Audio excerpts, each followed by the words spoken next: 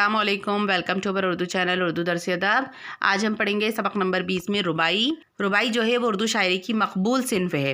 रुबाई का लफ्ज़ रुबे से बना है जिसके मायने 4 के होते हैं। रुबाई में 4 मिसरे होते हैं। इसका पहला, दूसरा और चौथा मिसरा हम काफिया होता है। लास्ट क्लासेस में भी आप लोग इसकी तारीफ याद कर चुके हैं, है ना। जगत मोहन लाल की लिखी हुई ये रुबाई है। देखिए क्या लिखा है इसमें। क्या तुमसे बताएं उम्र फ़ानी क्या थी, बचपन क्या चीज़ था, जवानी क्या थी, ये गुल की महक थी वो हवा का झोंका, एक मौज फना थी जिंदगानी क्या थी।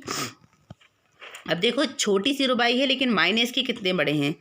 दुनिया की ज़िंदगी तो ख़त्म हो जाने वाली चीज़ है, इसलिए शायर इसे उम्र फ़ानी कहता है, यानी ये उम्र फ़ना हो जाएगी।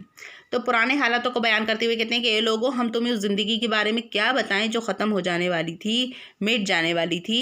शायर अपने बचपन और जवानी के दिनों को याद करता है और कहता है बचपन को फूलों की महक और जवानी को हवा का झोंका, क्योंकि ये दोनों बहुत ही मुख्तसर वक्त के लिए आती हैं, बचपन भी और जवानी भी। इसी तरह हमारा बचपन और जवानी भी हमें मुख्तसर वक्त के लिए आता है। यही हाल हमारी पूरी ज़िंदगी का है, क्योंकि वो भी समंदर की लहरों की तरह पल भर में फ़ना हो जाती है। तो शायर ज़िंदगी को समंदर या दरियाओं में आने वाली एक लहर की तरह बता रहा है, ठीक है ना।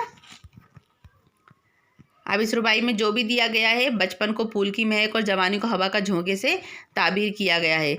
अब इस पूरी रुबाई को आप लोग अच्छी तरह से याद कर लीजिएगा, ठीक। इसमें एक तारीफ दी हुई है हकीकत व मजाज। शायरी में जो भी लफ्ज़ जिस मायने के लिए वाज़े किया गया हो, अगर वो उससे वही मायने मुराद लिए जाएं तो उसे हकीकत यानी हकीकी मायने कहते हैं। लेकिन अगर वो मतलब ना लिया जाए बल्कि ऐसा मायने मुराद हो जिसके लिए उसे वाज़े नहीं किया गया है तो उसे मायने मजाज या मजाजी मायने कहते हैं। जैसे शेर लफ्ज़ हकीकी मायनों में एक खूंखार जानवर के लिए इस्तेमाल होता है, लेकिन जब इसके मजाजी मायने लिए जाते हैं तो इससे मुराद है बहादुर, ठीक है। किस शेर की आमद है कि रन काँप रहा है। इस मिसरे में शेर मिजाजी मायने में इस्तेमाल हुआ है। तो इमाम हुसैन की मैदान जंग में आमद पर शायर ने उनकी बहादुरी जाहिर करने के लिए इस्तेमाल किया है। आया समझ में।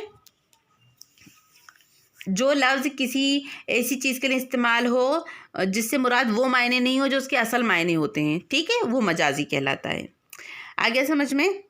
आज की क्लास में इतना ही। अब आपका सिलेबस पूरा कंप्लीट हो चुका है। अपनी नोट्स कंप्लीट कर लीजिएगा, पूरी कॉपीज़ का बंच बना लीजिए और याद करना शुरू कर दीजिए। जो भी समझ में ना आए मुझसे फ़ोन पर आप किसी भी वक्त पूछ सकते हैं, ठीक है। आप मुझे इजाज़त दीजिए। अल्लाह हाफिज़।